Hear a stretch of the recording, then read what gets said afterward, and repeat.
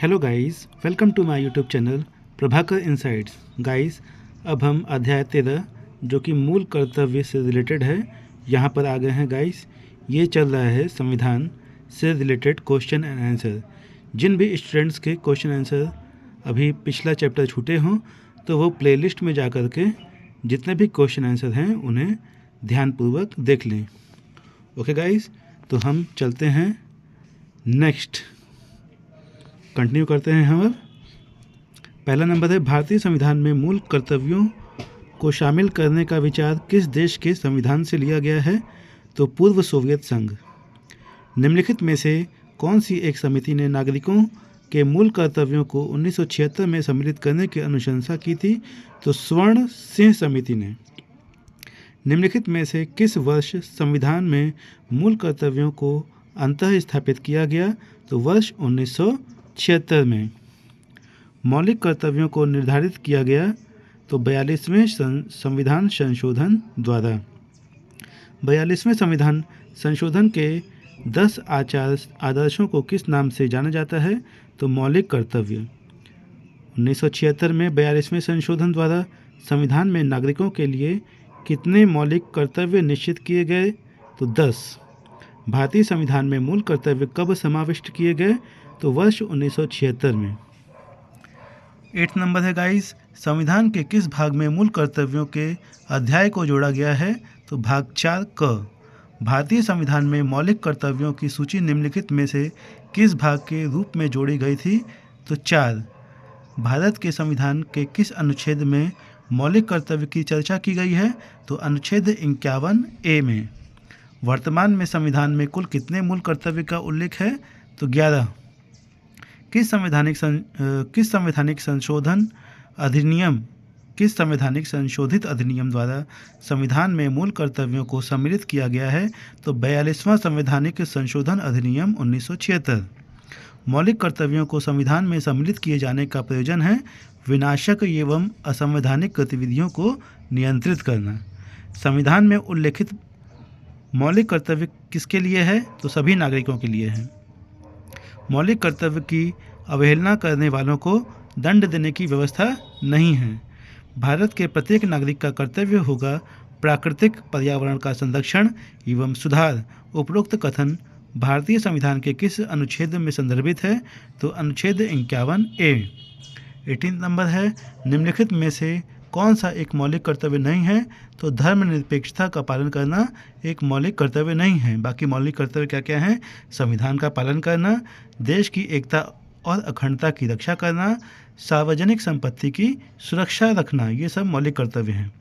निम्नलिखित में से भारत में मौलिक कर्तव्य कौन सा है?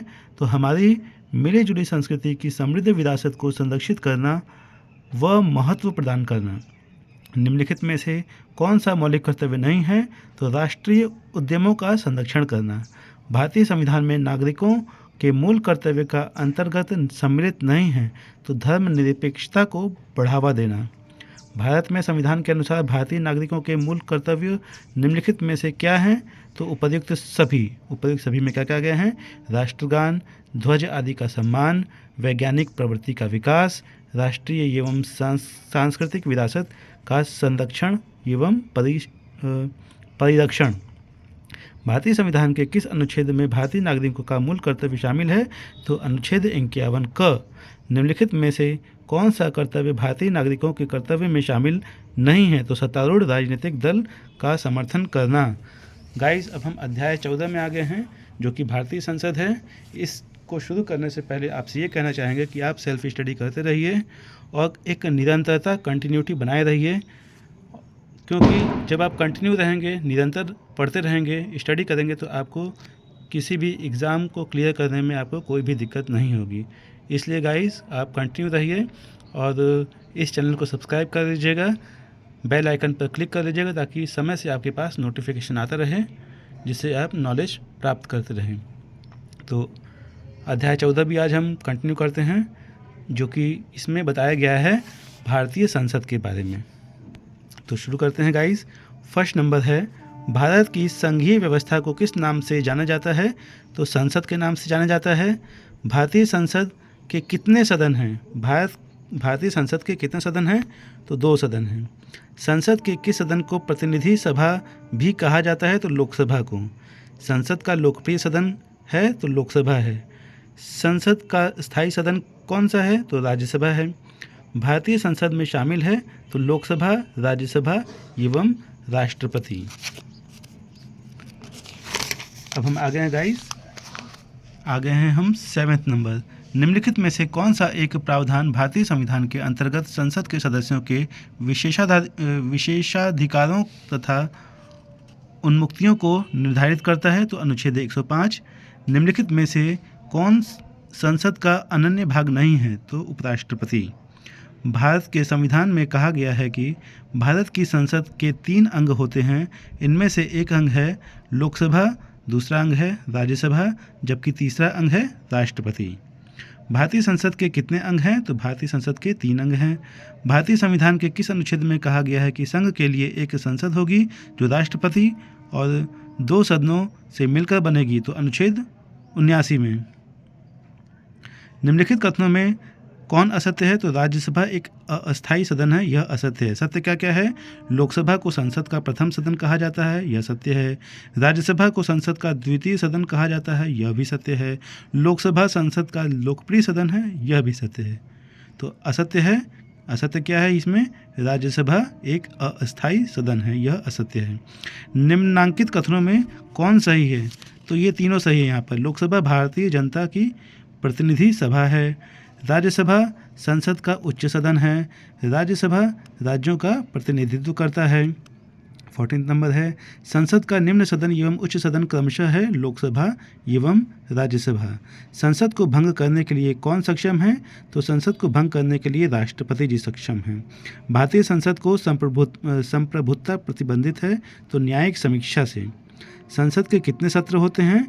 तो उपर्युक्त सभी, मतलब कि बजट सत्र, मानसून सत्र, शीतकालीन सत्र। संसद के 2 क्षेत्रों के बीच अधिकतम कितना अंतराल दिया जा सकता है? तो 6 महीना। 19 नंबर है, संसद के दोनों सदनों का संयुक्त अधिवेशन आयोजित होता है। तो 4 नंबर सही है। एक ऐसे विधेयक पर विचार करने और उसे पारित करने के लिए जिस पर दोनों सदनों में मतभेद हो, निम्नलिखित ये इनमें चयन करना है, तो यह सही है 14 नंबर। ठीक है। भारतीय संसद के दोनों सदनों की संयुक्त बैठक किस संबंध में होती है? तो साधारण विधेयक। 21 नंबर है, साधारण विधेयक से संबंधित गतिरोध को दूर करने के लिए संसद के दोनों सदनों की संयुक्त बैठक कौन बुलाता है? तो राष्ट्रपति। लोकसभा व राज्यसभा की संयुक्त बैठक कब होती है? तो लोकसभा एवं राज्यसभा में मतभेद होने पर। संसद के दोनों सदनों के साथ साथ बैठने पर निम्न होता है। क्या निम्न होता है? तो एक बिल जिस पर दोनों सदन सहमत न हो उस पर विचार करना और पास होना। यदि किसी सामान्य विधेयक पर राज्यसभा और लोकसभा के बीच गतिरोध आता है तो उसका समाधान कौन करेगा? तो संसद का संयुक्त सत्र। स्वतंत्र भारत के संसदीय इतिहास में अभी तक कितनी बार संयुक्त बैठक अधिवेशन बुलाई गई है? तो 3 बार बुलाई गई है। क्या राष्ट्रपति या उपराष्ट्रपति कभी संयुक्त अधिवेशन की अध्यक्षता करते हैं? तो कभी नहीं करते हैं। संसद के दोनों सदनों के संयुक्त अधिवेशन की अध्यक्षता कौन करता है? तो लोकसभा अध्यक्ष।